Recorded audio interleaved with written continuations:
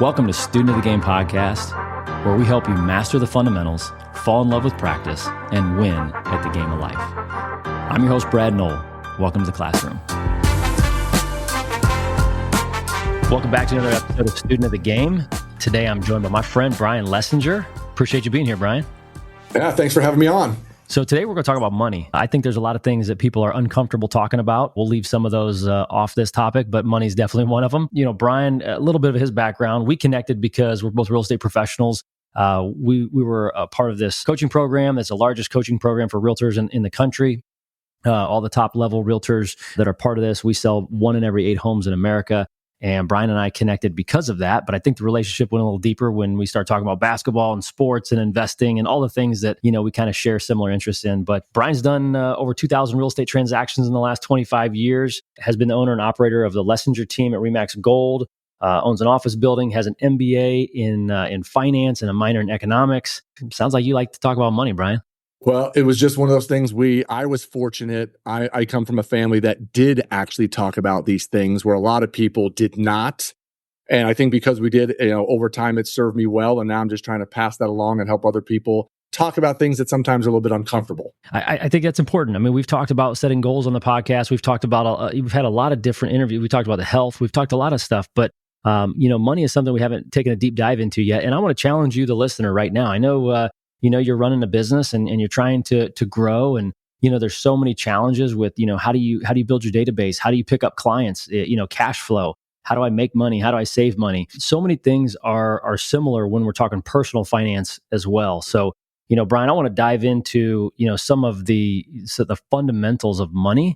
But what I would love for you to do right now is as you're listening to this show, if this is helpful, screenshot this and tag us on social. That way we'll know if this was helpful for you, and then we can make more content. And we'll make more content just like it. And if you don't tag me and screenshot this, I know we probably won't talk about money again.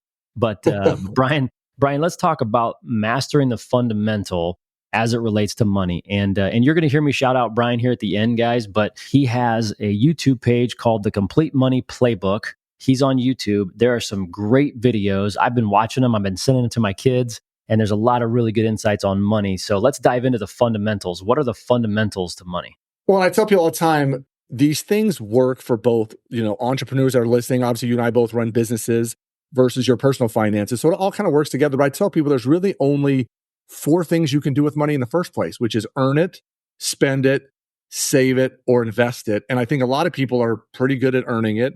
And a lot of people are pretty good at spending it. But it's that saving it and investing part where I think people tend to struggle. And it's just because I think a lot of people just aren't paying attention to it. And it's like the absolute worst thing you can do with money is just not pay attention to it at all. I always tell my kids, and we've been sitting with a bunch of young people talking about this on a regular basis. And it's like, money does only what you tell it to do.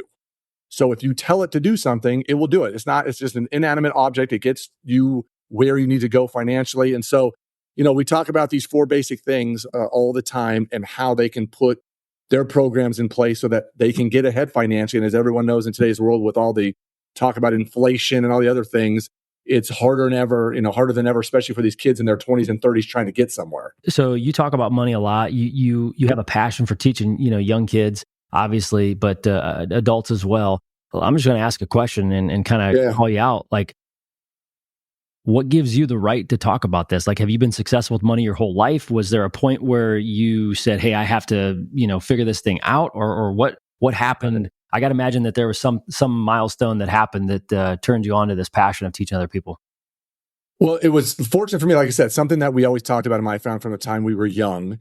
And then as an 18-year-old, when I went to college, you're supposed to try to pick what your degree is going to be in. And I had no idea what I really wanted to do. So I went ahead and got a degree in finance and economics, figuring whatever it is I eventually wanted to do, money's involved with no matter what your business is. And so as that started to happen, you learn in college all about corporate and business finance, but then you learn it's basically the same for personal finance. It's like you're running your own personal family business versus if you own a business, like a lot of people that are watching on here and you and I do, where we're own real estate companies, and you're trying to figure out how to run that business. And it really runs very similar. I always say this was always the thing that was scary for me at first when I started talking about money, is then people are going to say, well, how rich are you? Or if you don't have enough money to say you're qualified to talk about these things. And so for me, we were doing all the right things. And I was a real estate agent in that 07, 8, 9 timeframe when the, economy went to hell. And I literally was to the point where we were deep, deep, deep in debt. And then over a 10 or 12-year period, we went from deep in debt to the time over a decade, we probably went from negative 700,000 debt to literally $5 or $6 million worth of net worth in a 10-year window. So when people talk to me about it's too late to start, or when do I start, or how do I start? Well, if you don't start and you just ignore it, well, guess what? You're not going to get anywhere. And the biggest thing I love to talk to people about is really making sure, we're always talking about sports references, and I call it the Complete Money Playbook. And I'm always talking to people about make sure you're playing your own game. Meaning, I compare my two mothers. I have my actual birth mom and my stepmom. And I always like to ask people, what is their definition of wealthy? So what does wealthy mean to you? And what I say wealthy means to me is that if I stop working today and I was generating enough money every month to live the life I want to live without going to work, then you're wealthy, meaning you're earning more money than you're spending, and I don't even have a job anymore. And whatever your net worth is. So for example, my actual mom is probably not worth $500,000. And my stepmom is probably worth somewhere between, I don't know, 10 or $15 million. But to me, they're both wealthy. They're retired. They have no jobs. They enjoy their lives. They do what they want to do. And so depending on what your goals are and where you want to get to, whether you're a married couple, whether you're an individual, figure out what your game's going to be, make your financial long-term and short-term plans, and then play your game. And don't worry about what other people are doing. And it's funny because most wealthy, or people that think about wealth, are talking about cars and trips and houses and jewelry. And really, a lot of times those people aren't wealthy. Wealthy people you would most of the time never even know, because they're wealthy behind the scenes. And so, that's how I always try to start with people.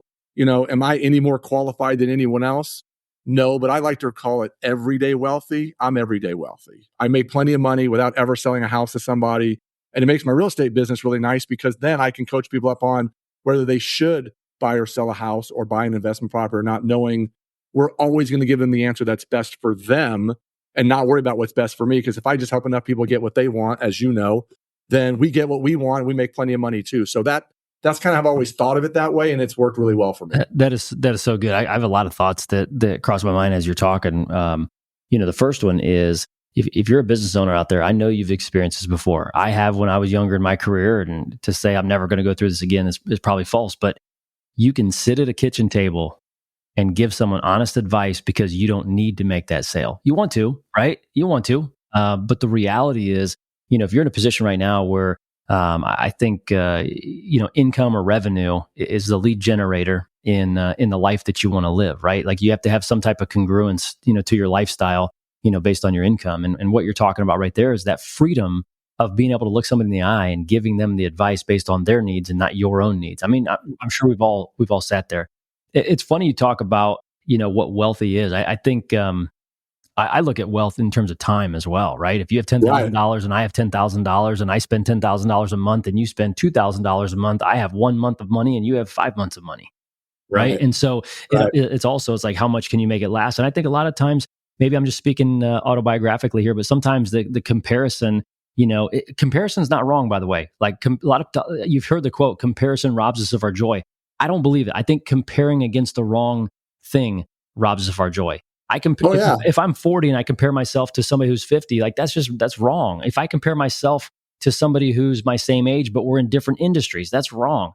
But I think comparison can be good to kind of motivate you and inspire you. But we talk about, you said wealthy is like cars and houses and vacations. It's funny. I was talking to my daughter before I came in here, and she's working on a project. She's interning here at Noll Team Real Estate, and she's working on a project as far as like high-end markets. And so she sends me a house today, $115 million in Italy. And she's like, Dad, whatever slang she uses, she's like, this eats or whatever. And in her mind, it's like, how can I make money and go buy this house? But that's really what you're saying is that's really not wealth. Not really. And it's funny because I remember having this conversation with my former mother-in-law years and years ago when we were talking about, she was at that time in her late 50s, early 60s, worrying about getting to retirement.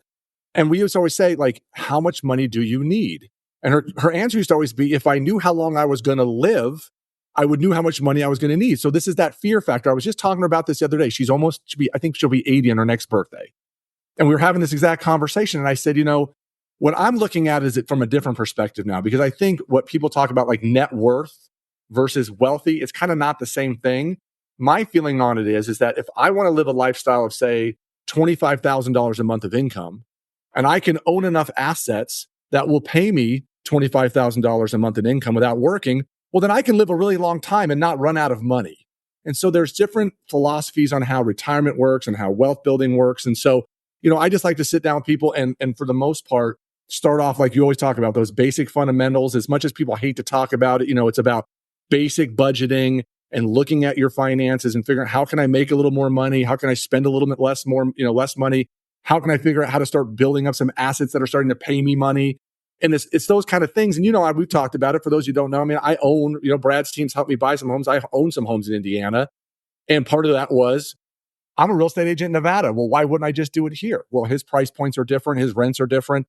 And that's the nice point is if you have connections around the country, where if Brad and I were talking, we wanted to buy real estate even in another market. Well, between us, we know realtors everywhere in America, and real estate is one of the best ways to build up your wealth. And so it's really just trying to get them to, start from zero and just think about where am I trying to go? And the hard part is whenever the game is really long, your kids are slightly younger than mine, Brad, because I'm a little older than you. But for two kids, my kids are 23 and 27 now, and they're in the middle of this kind of trying to figure out how their life's going to go. When all of a sudden the finish line, your retirement age might be for them 70, 75, 80 years old, and it's a 50-year game, it's hard to see that sometimes when that finish line is so far out there.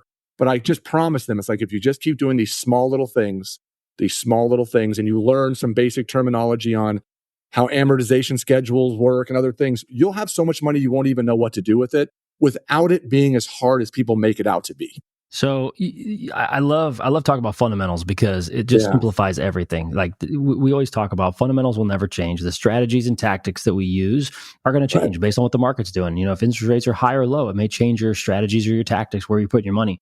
But you make it so simple talking about earn, spend, save, and invest. I think the first question that everybody listening here thinks that they can out earn their way to success. And talk about the earning part for a little bit, because I think a lot of times we get so focused on the earning more money, like it's the death of more. Talk about the fundamental of earning. What do you teach about just earning in general? Yeah. Well, and it's funny because typically I don't even start off with the earning part, because usually people are earning a halfway decent income. That's not usually their problem. Their problem typically is a spending problem and a debt problem. And I tell people, like, if you've got $20,000 worth of debt on a credit card, paying 20+% interest rate on it, and you got $20,000 in a bank account, even in today's environment where the high yield savings accounts might earn you 5%, 5% is still a lot less than 20%. And so I tell people the biggest thing you've got to be able to do is basically have no debts. Now, a mortgage on a property is one thing, because that's a good debt on an asset that's appreciating. But it's all these other debts that people get in trouble with, whether it's just cars, personal loans. And occasionally, as people, have life troubles. They're out of work. Someone gets sick, and next thing you've got some debts for some reasons that maybe are not really in your control.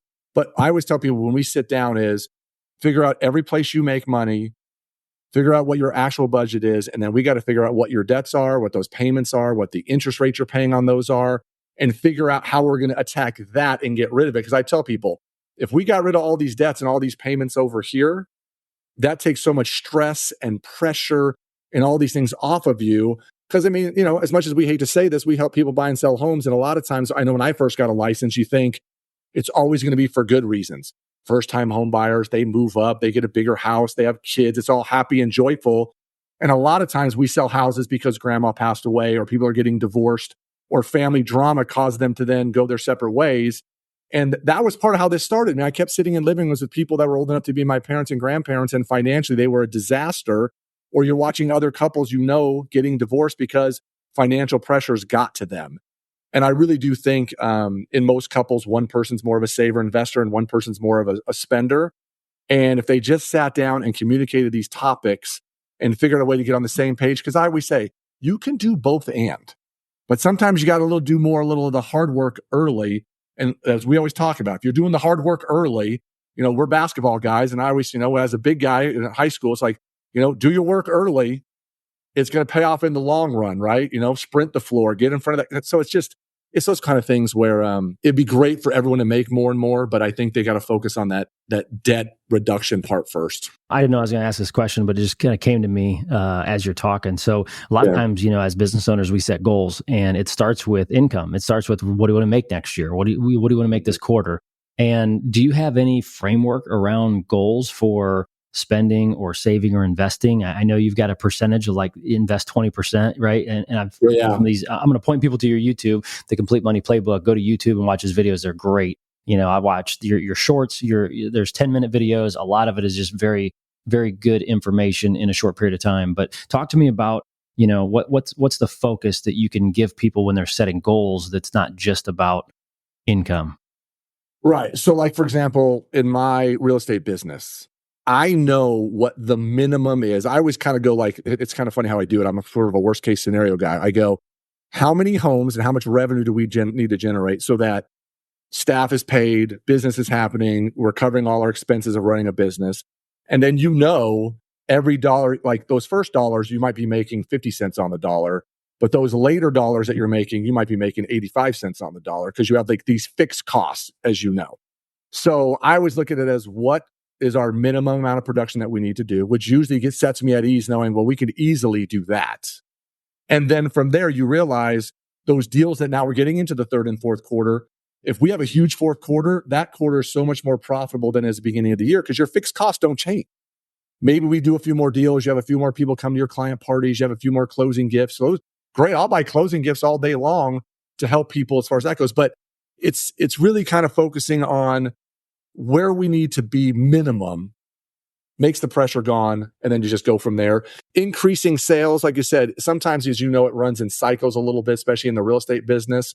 But I just keep saying, if we keep doing right by our clients, and as you know, asking them, hey, if we do a good job for you, if we do the right things for you, if we help you and know we have your best interest at heart, tell other people, because it's a lot easier for me to not have to go try to find the next client. It's a lot more fun to just get to help people. And I think you and I have done a good job over the years where the majority of our clients now are people that do already know, like, and trust us, that have a relationship with us. And if they don't, they got referred directly in from someone who does. And it just makes that trust factor so much easier, so that when I am spewing out this information, there's a trust built in, even though they don't really know me that well at the beginning. And it's just win-win for everybody. And that's been the goal all along. Well, I think I'm going to go back to something you said earlier, is like, in real estate, we have a lot of clients, matter of fact, probably over 50% of them, that we call it the 3Ds. They're going through the 3Ds: death, divorce, and delinquency. I lost my job, can't make a payment, right? Maybe I bit off more than I could chew. I was banking on the rates coming down. Somebody told me to marry the house and date the rate, and that didn't work out for me.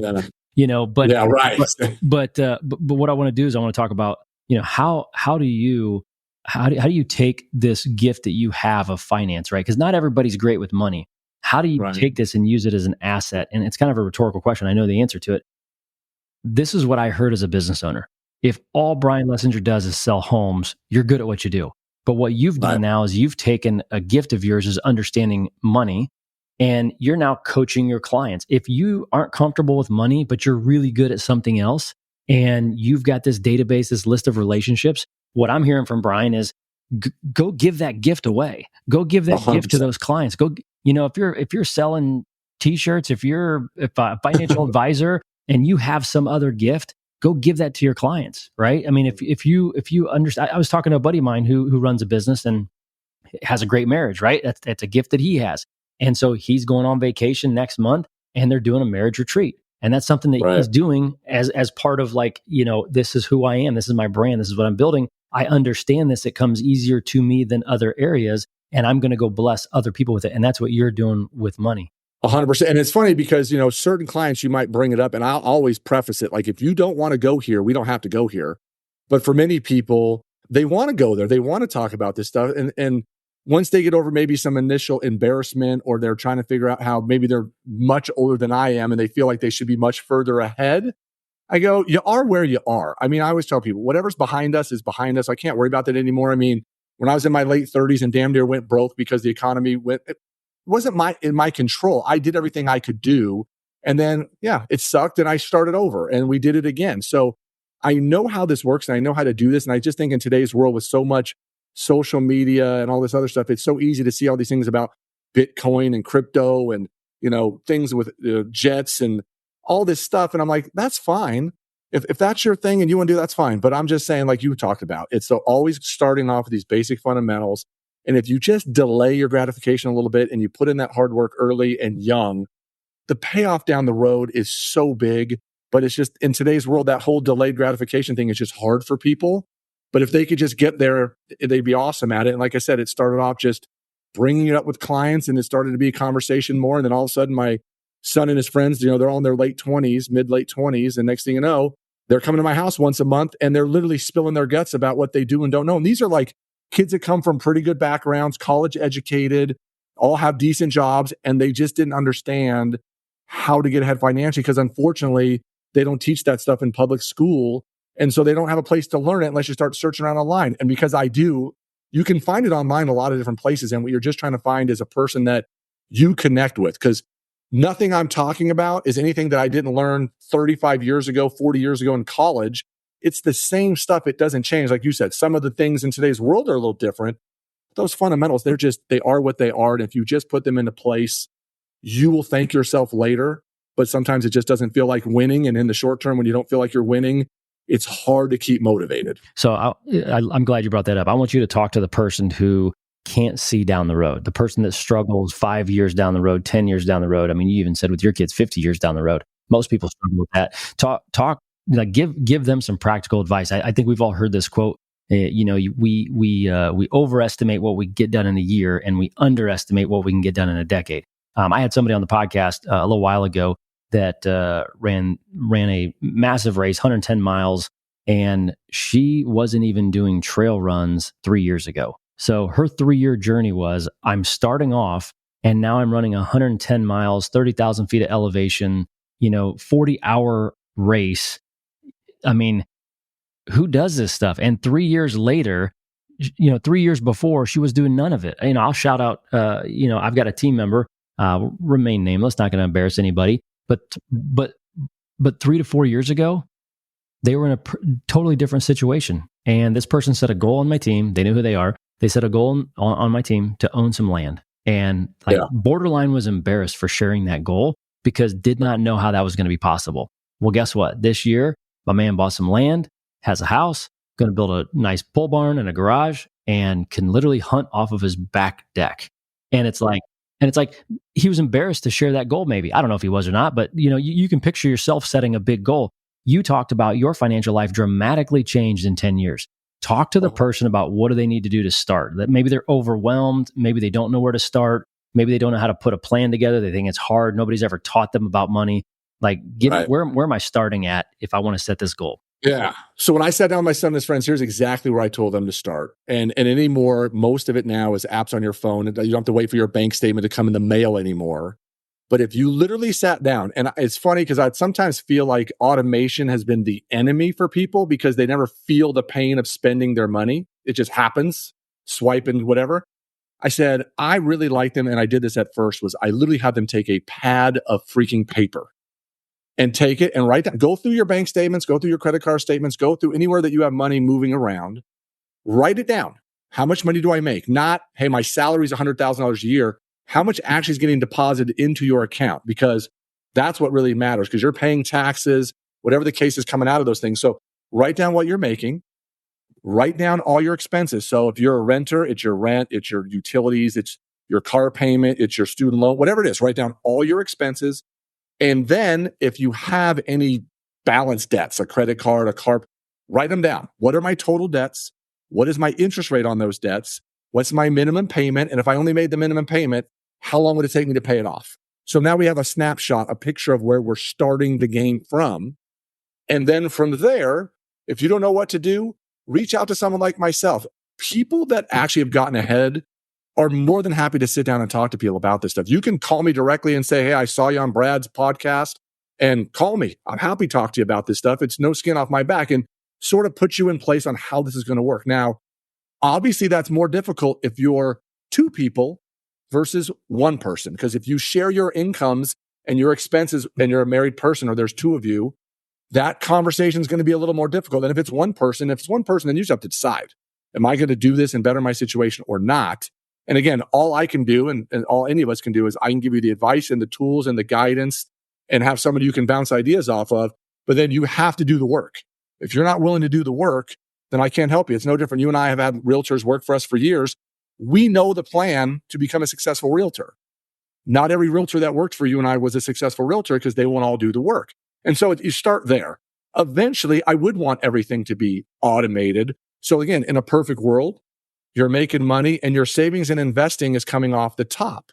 But honestly, saving and investing can't happen till all this high interest consumer debt is gone, because you can't win because those interest rates are so high versus what you can earn in the stock market, let's say an average of 10% or high yield savings accounts, 5%.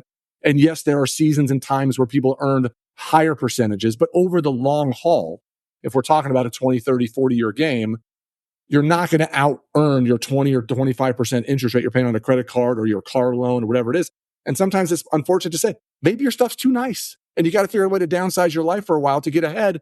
And it's a matter of how hard you want to work. Time out. Student of the Game is brought to you by Noll Team Real Estate. Our mission is to eradicate mediocre real estate transactions. On your largest financial purchase, you shouldn't have to deal with average. We do this by helping you save time, reduce your stress, and helping you keep as much money in your pocket as we can. You can help us out by introducing us to your friends or family who want to make confident real estate decisions, whether buying, selling, building, or investing. At Noll Team Real Estate, we are connected to a group of realtors who sell 1 in every 8 homes in North America. If you know someone moving out of your area, there's a great chance we can connect them to somebody we know, like, and trust. Remember, relationships win. Now back to the show. Whoa, I think there's a couple of people that maybe just stopped in their tracks when you called them out and you said your stuff's too nice, right? There's another financial expert that gets on the radio and the shows and has a famous line of saying, start acting your wage. Yeah, there you go. There you go. Okay, so you gave us on how to start. You talked about writing it down. I think this podcast is for anybody, right? Anybody who gets something from it. But there's a lot of business owners here. There's a lot of kids in high school listening to this. But if you're in high school or if you're an adult, we've all been a victim of automation. We've all been a victim of efficiencies. And what I love that you said is, you have to master that, right? You have to master. That's falling in love with practice. Is you can't be great with your budget until you can get it on paper and you can understand what you're looking at. If everything's automated, you can't understand what you're looking at. I love that. Yeah. And that's the big thing with all that stuff is, I watch tons of finance and money content just because I'm paying attention, trying to see what I want to talk about. And then you see things that are structurally good, fundamental things to do. And sorry that I'm going to use a word I shouldn't use on the show, but people shit on it because they want to make it sound like there's a way to make this happen really fast. And really, as my best friend and I'm lucky, my financial planner is my best friend. We got our degrees the same year. We met in college when we were 18 years old. We've been playing this game together now for a long time. We used to always say, be the tortoise, not the hare. And in the long run, the tortoise will win. But in the short term, it sucks because sometimes the hare drives a fancy car or bought a fancy house or bought a fancy watch and you want it. But in the long term, you'll get it and they'll be back starting from scratch again. And it's just one of those things where patience, and it's hard in today's world to be patient. So you've given some great advice so far, and we'll start wrapping up here in a little bit. I got a couple more points to talk about. Give the audience some advice. Okay, you've given them money advice, right? But what advice would you have to initiate a conversation about money? Like if I'm a 17-year-old girl, I'm gonna pick on my daughter for a second. How does she start talking to her friends about money? I mean, she has a job, she's saving, she's going to college. She kind of knows what she wants to do. But if I'm a 17-year-old girl, I'm a 43-year-old man who runs a business, or anywhere in between, above and beyond, and you want some help, how do you just start the conversation about money? Right. What I have done, especially with younger people, is start asking some questions that I think they're going to be surprised by the answer. So when you say to them, did you know 70% of Americans, if they had $1,000 emergency, don't have $1,000 to buy new tires on their car? Or when you start to ask them, you hear the people talking about the dreaded 1%ers in America, right? Those people that are in the top 1% of income earners. And you start to say, okay, how much money do you think you need to be to earn in the 1%? Nobody likes the 1%ers unless you're there, by the way. Yeah, exact. So it's like, it's sometimes I think the numbers aren't as big as they think they are. And so I kind of start with them there and just sort of give them a little perspective on one, how, what those numbers really are, what your definition of wealthy is, what a 1%er is, and how to put the things in place to get where you want to go. So we typically kind of just start with some just basic, just having some conversation just to open up their minds and just have them thinking about, why wouldn't you want to talk about money? I always think of things like sex and money as topics that nobody ever wants to talk about, yet they're happening everywhere. It happens in every household. And so you have to have those kind of conversations. I was very fortunate that my family talked about it. I was very fortunate. I was in a long marriage for 26 years, and we were together almost 28 years. We got divorced a few years ago. We handle it. It's something I talk about with clients all the time as a really smart divorced couple, because we still have a lot of things that, we own a building together still. We have 2 kids together still. So it's things that people don't want to talk about. You just got to go and talk about it. And so for a 17-year-old, I'm not so much worried about going and talking to their friends about it. I always like to say, okay, who can I go talk to that's living a life that looks like that life's pretty good? You know what? Brad and Lindsay Noll live a pretty good life. I think I want to talk to them about how they got where they're going, and go talk to those people that are a little further down the road than you are and start there. The way you help your friends is you start doing it. So a couple of my son's friends now are homeowners. One just got married, has a kid. I remember when he just moved money from a regular savings into a high yield savings. In the first month, he made like $200 and something in interest because he had a bunch of money sitting there for his down payment on his house. He called me, he goes, Brian, I can't believe that I just got $200 and something for doing nothing. I said, yeah, simple stuff like that. You're earning money by not, just making some smart, easy decisions. So it's really more just start doing it. Your friends will start to ask you. And then you can start having those conversations, because it's really hard to just tell all your friends, hey, my dad said to do this.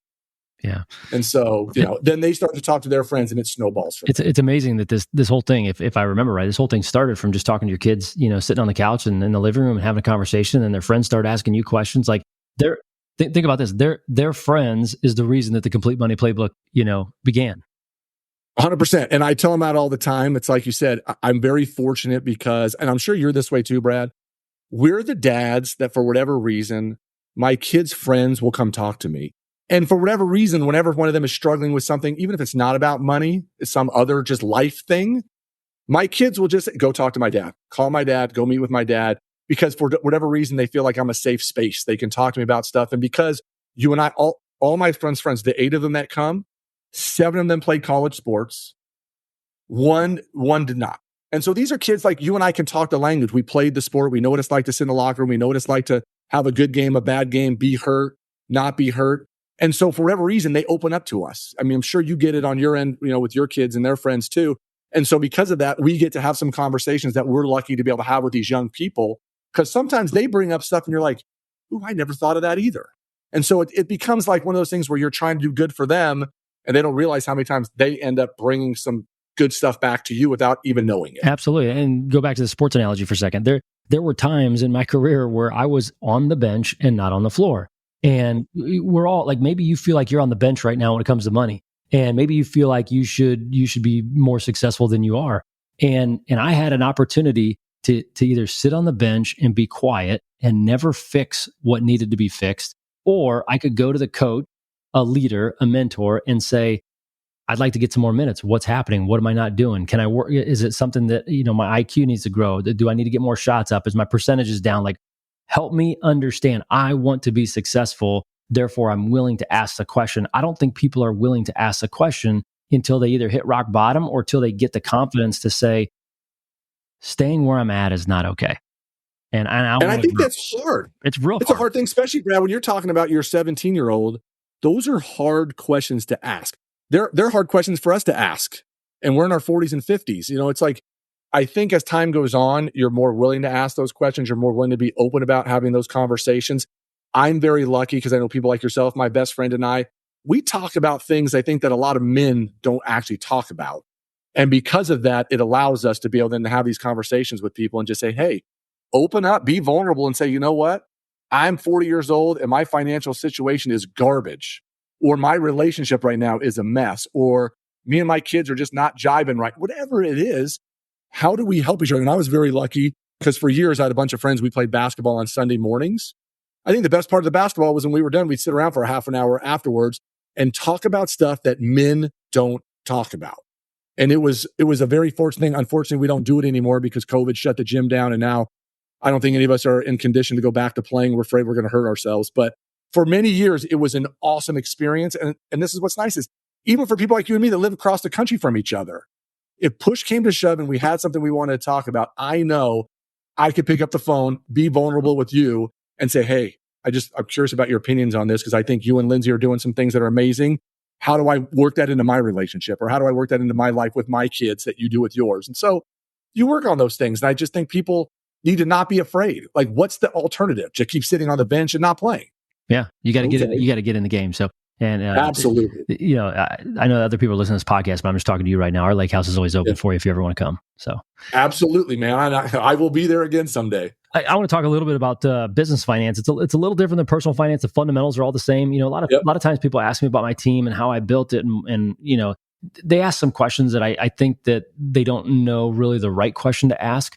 But I'll just answer it. How I built my team is I never looked at my income as my identity.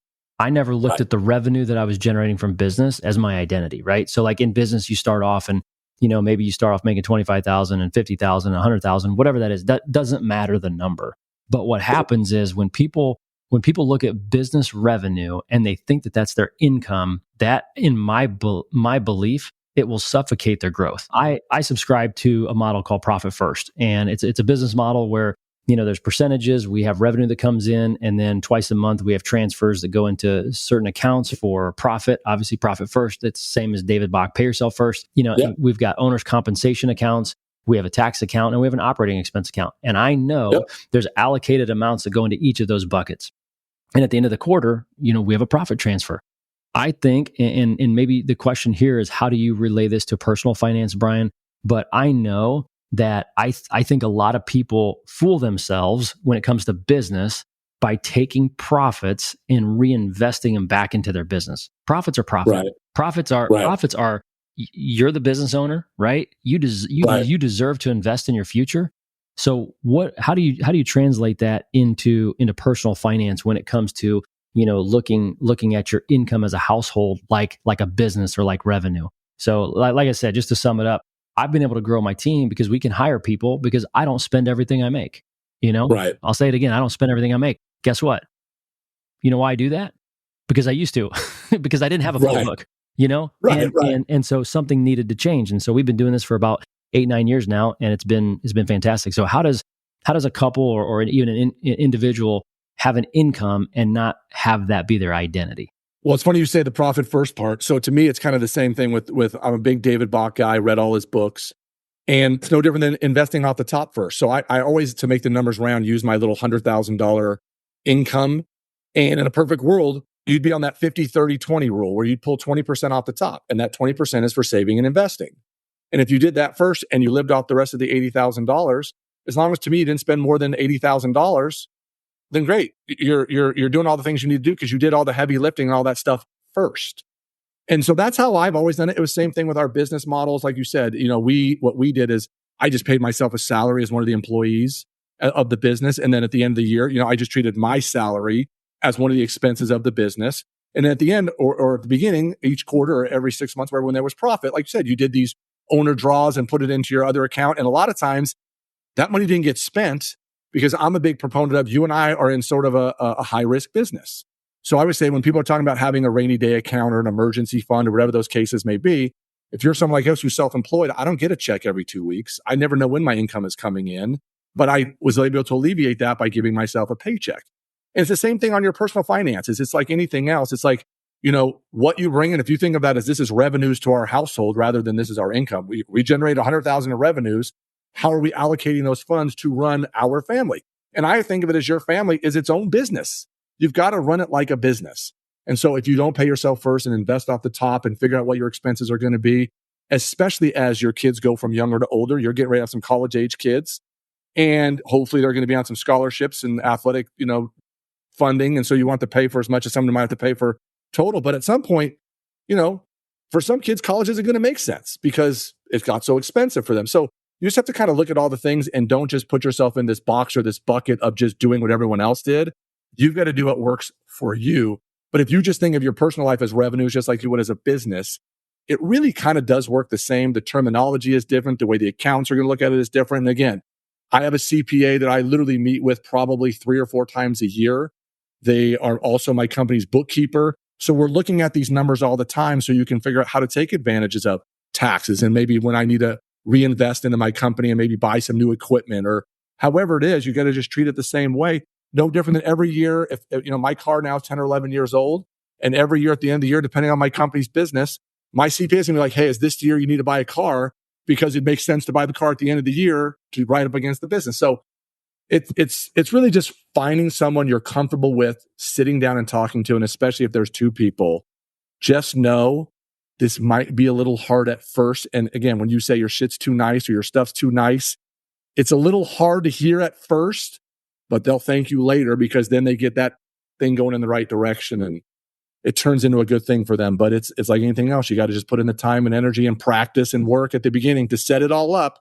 And then you can sort of set it and forget it and hopefully start making more. And if you leave your percentages the same, then you don't fall to that lifestyle creep and spending more than you should. And yeah, you can get nicer stuff if you guys start making more money and you just do all the stuff you need to do. That's awesome. The Complete Money Playbook. Go follow Brian on YouTube. Amazing videos. I'll say it again. Amazing videos. I've been preparing for the podcast and I've been watching them. I think they're fantastic. So my kids will be subscribing as of this weekend. But thanks for jumping on here. We talked about the fundamentals of money. We talked about the fundamentals, which are earn, spend, save, and invest.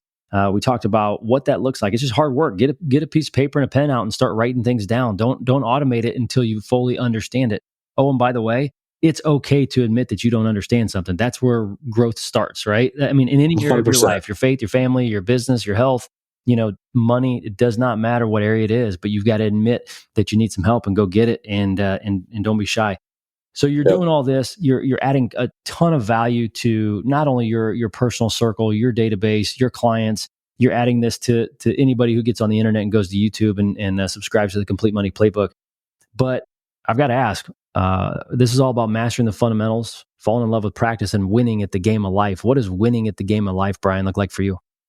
So it's funny you say that. I was married for a really long time. I had a really great relationship for many years. And when we both decided we were going to go our separate ways, I had said something to a group of people that I think kind of shocked them a little bit. And I said, for me going forward in a non-selfish way, I'm just going to make decisions based upon what makes me happy.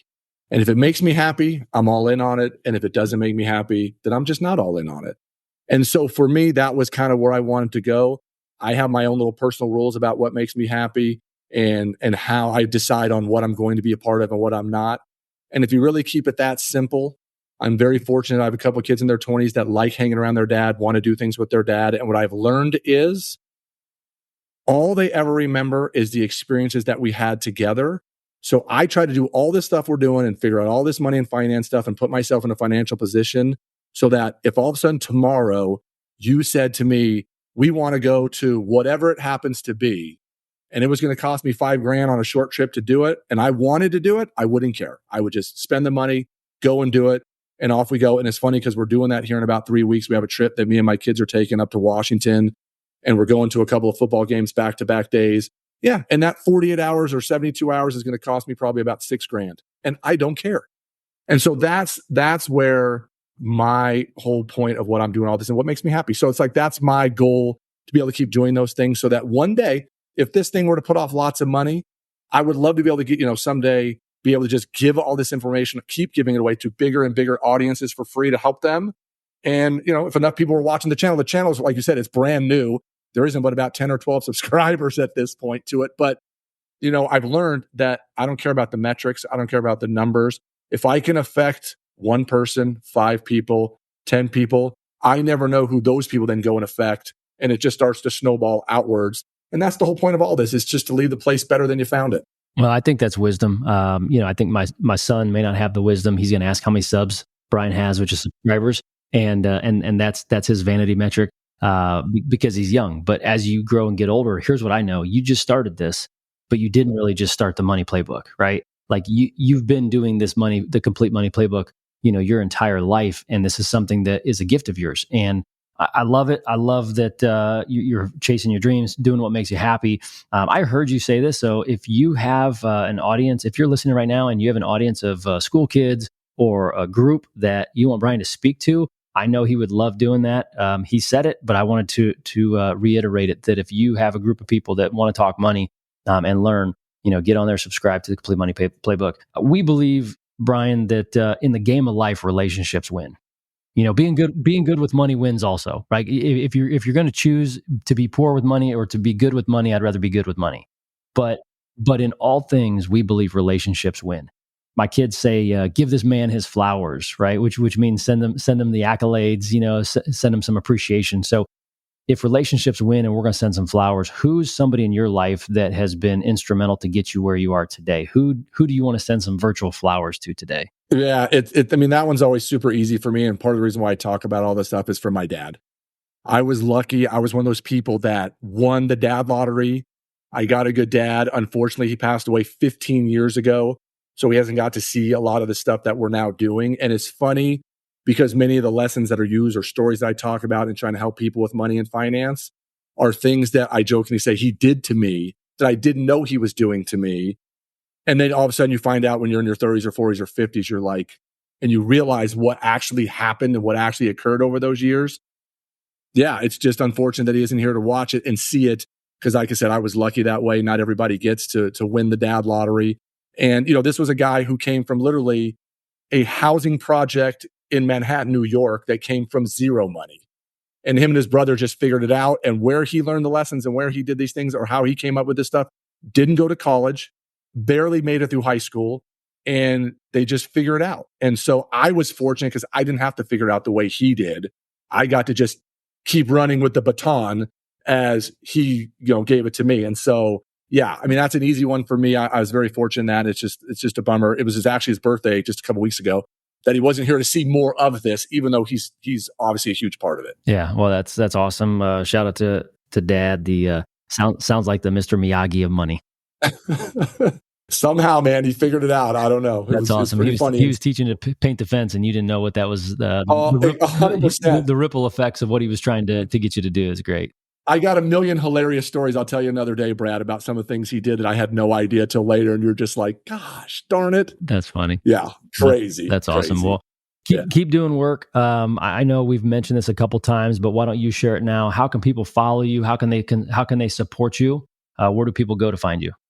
It's super easy. It's all one word, Complete Money Playbook. I'm on Instagram. I'm on YouTube. And we actually have a website. Same thing. It's all just CompleteMoneyPlaybook.com. I'm easy to find. And again, all this stuff really just started actually being publicly put out there about 6 or 8 weeks ago. So it's all relatively new stuff.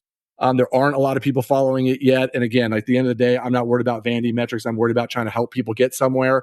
And if you're someone that watches these things and you have questions, catch me now, because hopefully someday I'll have thousands of people wanting the information. But for now, if you send me a question, I'll personally be the one you talk to that can get you the information back. And not that I hope this is a bad thing, but I hope someday I won't be that person, because there'll be so many people wanting the information. It'll be too many for me to individually respond back to. Well, that's awesome. I've heard a lot of great things today, but I think the overarching theme here is you just got to be comfortable asking for help.